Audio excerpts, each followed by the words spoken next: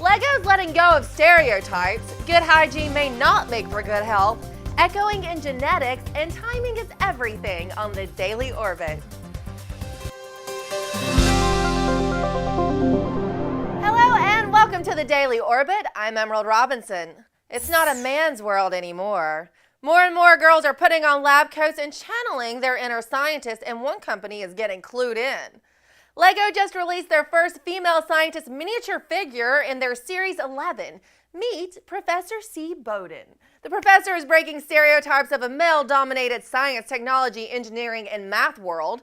Professor Bodin's bio on the Lego website starts out, "I wonder what will happen if I put this together with that." Lego is known for inspiring children to choose STEM jobs. Way to go, Lego. And can I get an echo? New research from Queen Mary University in London is looking at the genetic basis for echolocation, which has developed separately in a variety of animals, including bats and dolphins.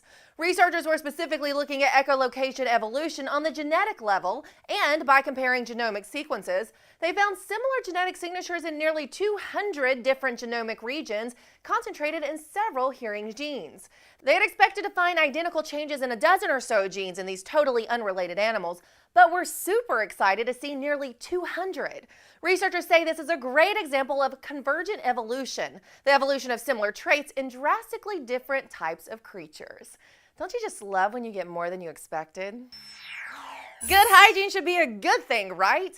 Maybe not. A study published in the UK says people living in wealthy industrialized countries are more likely to develop Alzheimer's disease due to, get this, cleanliness.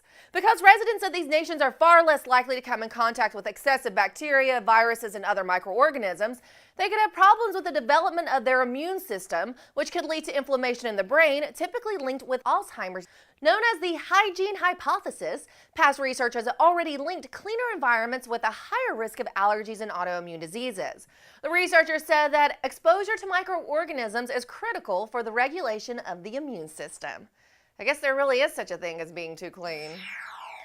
Archaeologists have put a timeline on the origins of ancient Egypt. They've been digging back in time to understand when this great civilization first became a state ruled by a king. Thanks to radiocarbon dating of excavated hair, bones, and plants, they say Egypt's first ruler, King Aha, came into power around 3100 BC. Well, that was an aha moment. Dating showed that farmers began to settle and work the land around the Nile later than previously thought, and that the gap between settlement and the first king was shorter as well. They were also able to date the reigns of the next 7 kings and queens, whose name I will not even attempt to pronounce. The Lunar Atmosphere and Dust Environment Explorer, or LADEE, is ready for launch. This robotic mission will send an orbiter to the moon to gather detailed information about the lunar atmosphere, which is very different from our own, as in almost non-existent. Scientists call it an exosphere because it's so fantastically thin, and they believe these types of atmospheres may be very common in the universe. LADEE is also trying to help scientists solve the mystery of the lunar twilight rays. Ooh la la, their name alone has me intrigued.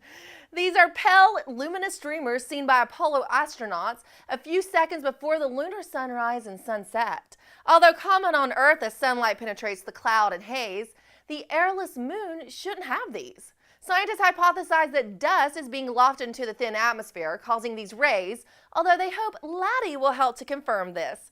But the orbiter is on a timetable. Next April's lunar eclipse will be a beautiful sight for Earthlings, but could be deadly to the solar-powered orbiter. And another milestone for NASA, the orbiter is the first ever planetary mission to launch from Virginia's eastern shore. Way to represent, V8. Okay, that's it for today's Daily Orbit. Peace.